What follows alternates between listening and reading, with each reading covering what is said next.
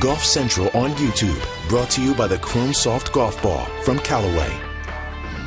Welcome into our Golf Central studios. I'm Whit Watson. Stewart Cink has been smashing records at the RBC Heritage in South Carolina, the oldest player ever to hold the 36-hole lead at the tournament, and the lowest number for a 36-hole lead in the history of the tournament. Back-to-back rounds of 63 and 63, backed up by a 69 in the third round on Saturday. So what began as a 5-shot lead is still a 5-shot lead for Cink, the 47-year-old, as he looks ahead to Sunday's final round. Well, it's hard to compare today's score to the first 2 days because the first 2 days were just really just flawless. And today I wasn't quite as sharp with the putter. I had a chance to shoot a really low round, and I didn't really shoot incredibly low, but it was still a solid day. And the conditions were a little bit more difficult today, and more wind. The course was really dry. So all in all, I'm pleased with the way I played. I handled myself pretty well, and I put myself in position to. I'm halfway to home compared to where I was yesterday. So it would be. I think tomorrow I could play another round like this, and our game plan still held, and it was good, and there was no surprises out there really for the most part. So it was all in all, I think, a success.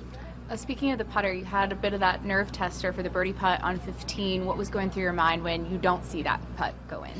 Well, that was a short putt, and it's just really easy when you're in that zone for your mind to really want the results. And I fell victim to that a little bit there. It was a hard putt because I had to play it about a cup outside the hole, so it wasn't like the easiest tap in. But I definitely didn't do the best job there of containing my emotions and staying in the present. And it was golf just deals you a lot of moments where you can learn from, and that was one of those learning moments. And Reagan and I recognized it immediately, and we kind of readjusted our game plan on the greens for the last few holes. And I made some nice strokes today. The ball didn't find the hole. The first 2 days, a lot of those went in. And so tomorrow, maybe like Reagan said, I think the laws of regression will maybe take over, and maybe I'll a couple of those balls will lip in the sides instead of grazing the edges.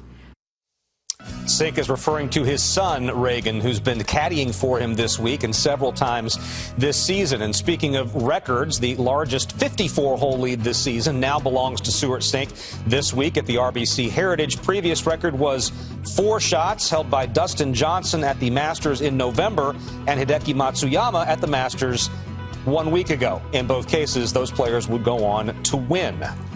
The full leaderboard, Cink at 18 under. Collin Morikawa, his closest pursuer. There is Webb Simpson, the defending champion, with a round of 64. Matthew Fitzpatrick jumping up into the group at 10 under par. Morikawa, 5 back, has the clearest shot at Cink. A great back 9. Had a great stretch of holes. Made something happen. I had to. With the amount of guys out here playing really well, having a lot of birdies, Stewart still keeping the lead out there. I had to get within some type of number to have somewhat of a chance, and we've seen low scores. I just have to go out tomorrow and hope I shoot a really low number. What did happen on that back 9 that helped you get those birdies? Yeah, the putt, the very short putt that I missed on 7, the par 3, was just a horrific stroke. Things were getting a little quick. Saw a bunch of guys making birdies and kind of got in my head, and that's a rookie mistake I should really never make. So I just calmed down, had to take a little more pace, and changed a little thing in my putting, and obviously it worked out. What did you change in your putting? Well, I'll let you know by tomorrow, and we'll see if it still works. Okay, sounds good. And you mentioned Stewart Cink. Obviously, he's got a great week going for him. When you see a lead like that going into tomorrow, what's your mindset? Well, I've got to put some pressure on him at the beginning. If I go out and shoot even par like I did on the front 9 today, it's not going to get the job done no matter how many birdies I make on the back.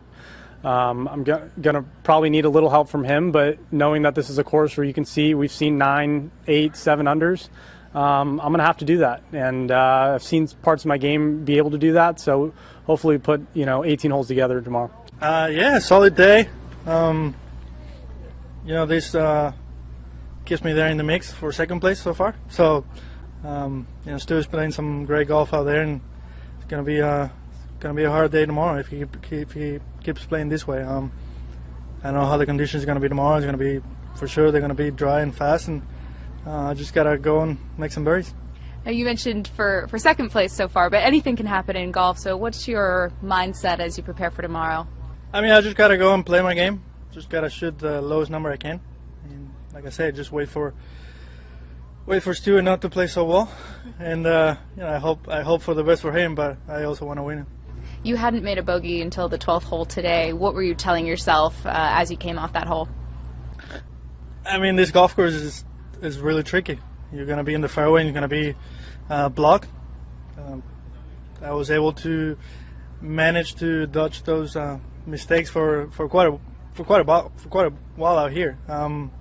It's not one of the easiest golf courses that I know I'm not going to walk out of this golf course without bogeys. Otherwise, it would have been a phenomenal week. So I'll take it. Solid, very solid. Tee to green, hit lots of greens, left a bunch of putts out there, but I've got a little bit of transition going in my putting, and I feel we're turning a corner with that. So if I can get back to the putting that I was doing around 2018 and combine it with what I'm doing now, I mean, tee to green wise, nothing's stopping me there. So fingers crossed I can carry that on, and today, just like the first day, was really nice. Seeing what Stewart Cink has done over the last few days, what sort of mindset do you bring to the golf course tomorrow? He lets Stewart do what he's doing because nobody's going to catch him. Yeah, he's just playing some great golf, and I've just got to take care of myself, and if that gives me a chance with 9 holes to go, not even 9 holes, with 4 or 5 holes to go, anything can happen around those last 4 or 5 holes. So that's my thinking. I'm going to get some good rest today, come back tomorrow with the same energy I brought today, and see how it goes tomorrow.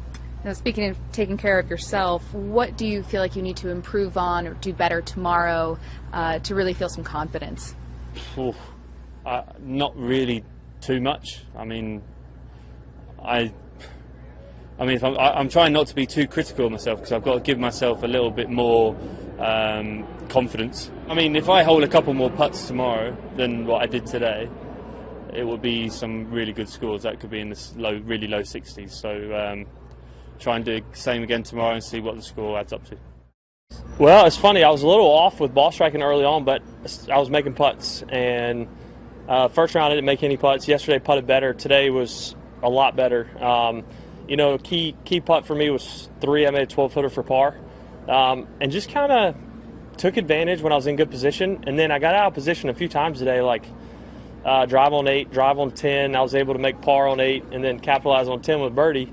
But again, gave myself good opportunities on the back, and the putts started going in.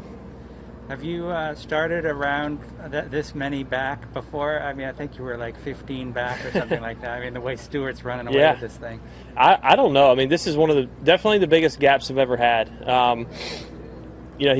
To shoot 8 under both rounds was incredible what he did, and he got himself a good 5-shot lead.